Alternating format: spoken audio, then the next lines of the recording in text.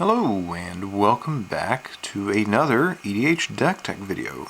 Today I'm going to be showing my Visara the Dreadful Invention deck. There's really no good classification for what this deck is. It's not quite a Paradox Engine deck. It's not quite a Staff of Domination deck. But it is full of a bunch of inventions. So this is a very glamorous pimped out deck.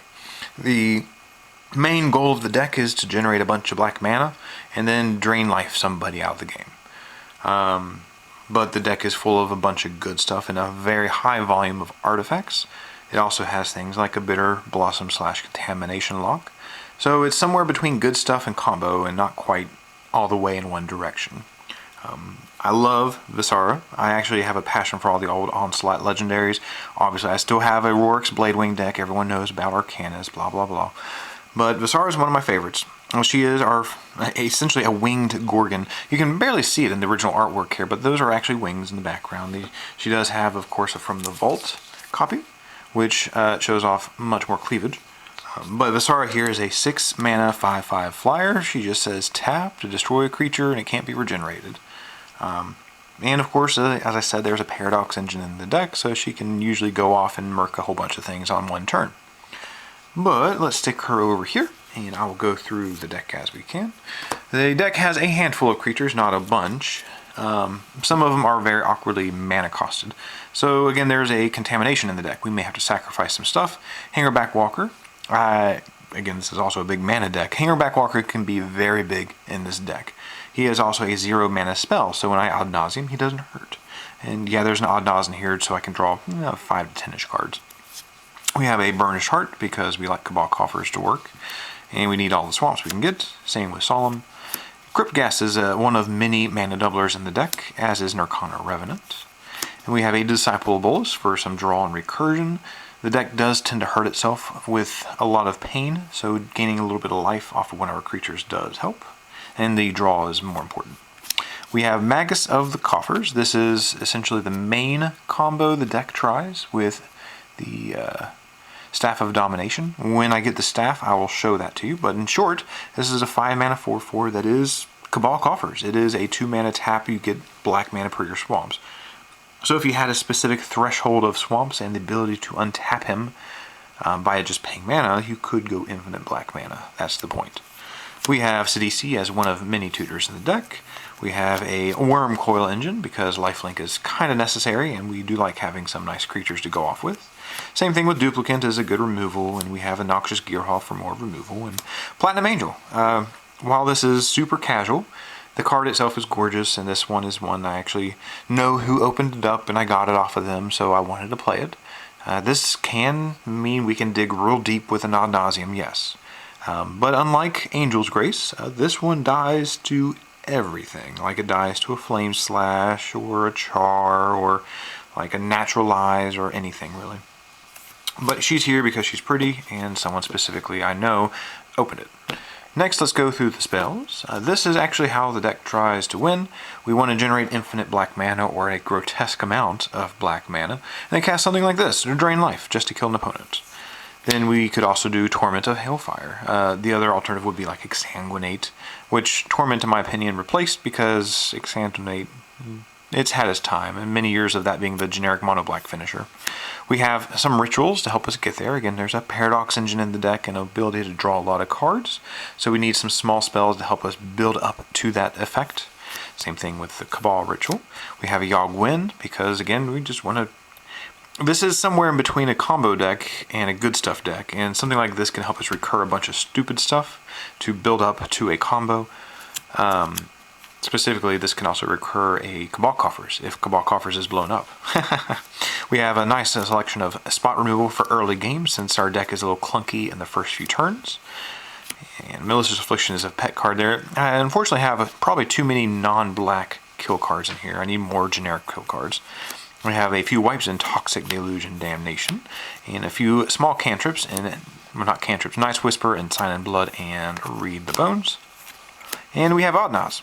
So again, this is not intended to draw our entire deck or a third of our deck, and as most decks would try. The curve on this deck is a little erratic. This usually will draw me about 10-ish cards. And I'm not using this to try to win the game with. I'm usually using this to try to just dig deep into the deck. We have another few Toots and Vamp and Demonic and Dark Petition. And then we have Shred Memory, which is supposed to be a tutor, actually. This will go get one of many important 2-drops in our deck. It could be something like a Mana Rock, a Bitter Blossom, just anything really. We have an Entomb, because we do have, as I said, there's a bunch of inventions, including a Crucible of Worlds. So this could be our way of getting Cabal Coffers into play, or anything really. And we have Reanimate to go with that Entomb, because again, if we just need to pay like 2 mana and a bunch of life to go get a Platinum Angel or Wormcoil Engine, we can do that. Let's go through the other permanents. As I said, we have the Bitter Blossom and Contamination. This is a cutesy little lock, pseudo lock. It doesn't always work. As you're reading, essentially this makes all mana or all lands tap for black instead of their normal color, so someone playing a 5-color deck only has mono black lands, and it requires a sacrifice of a creature every upkeep, which Bitter Blossom gives us.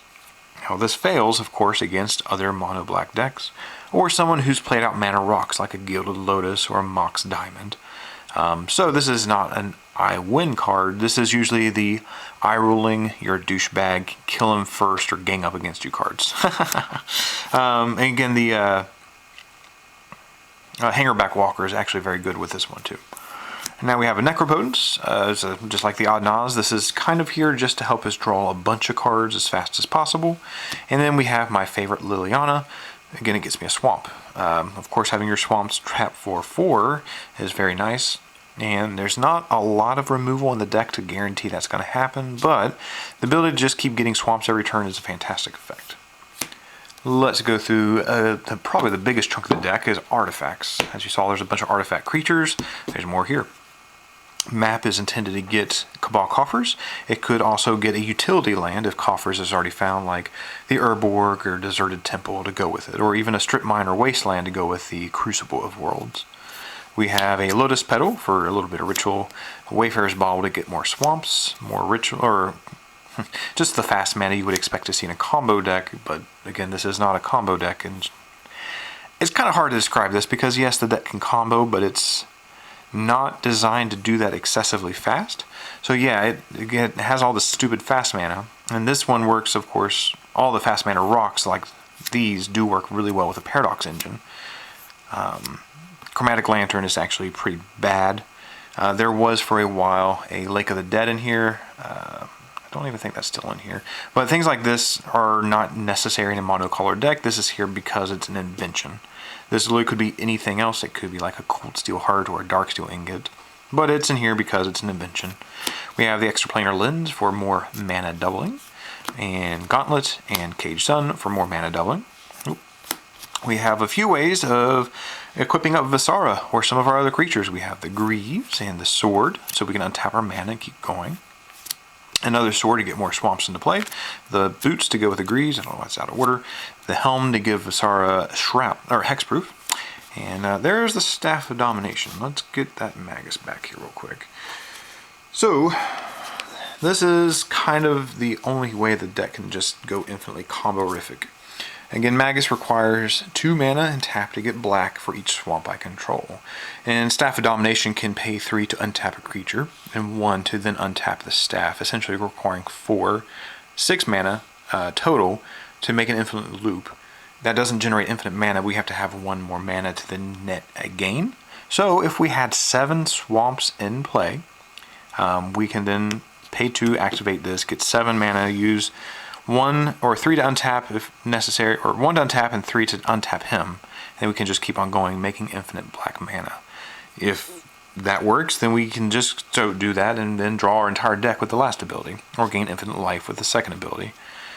Yeah, I mean, that is a potential combo in the deck, and it's kind of what the deck wants to do. There's not enough tutors in this deck, or recursion for creature protection, to guarantee that every game.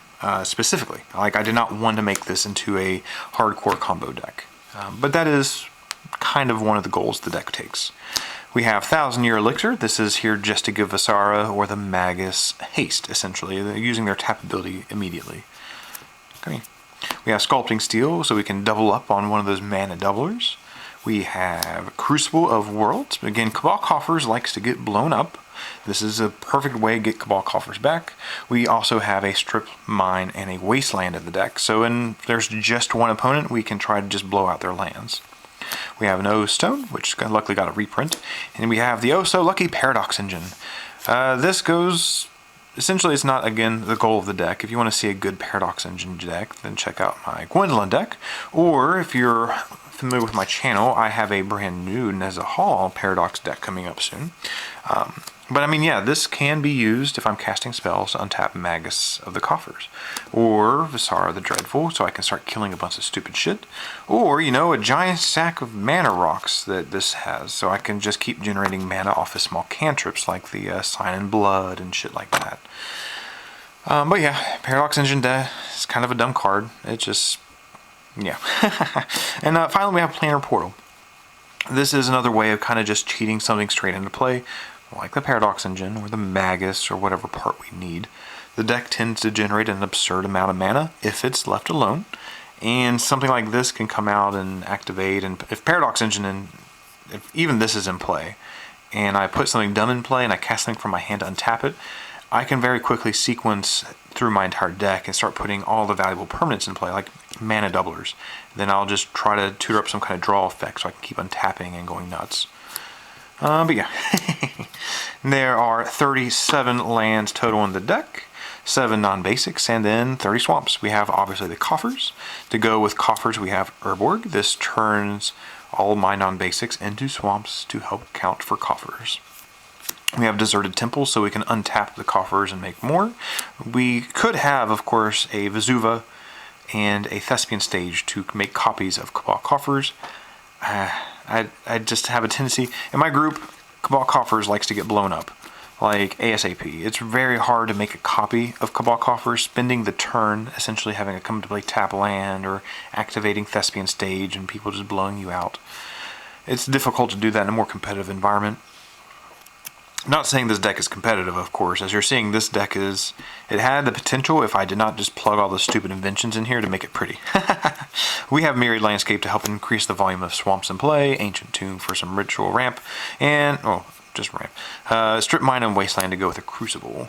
Again, if I were more vain, I would probably just remove these two for swamps, and then maybe put something like a Dark Deal to help mill myself a little bit and use the Crucible of Worlds to get swamps into play instead of these two. These two can make some people a little salty in 1v1 if they themselves can't deal with the Crucible.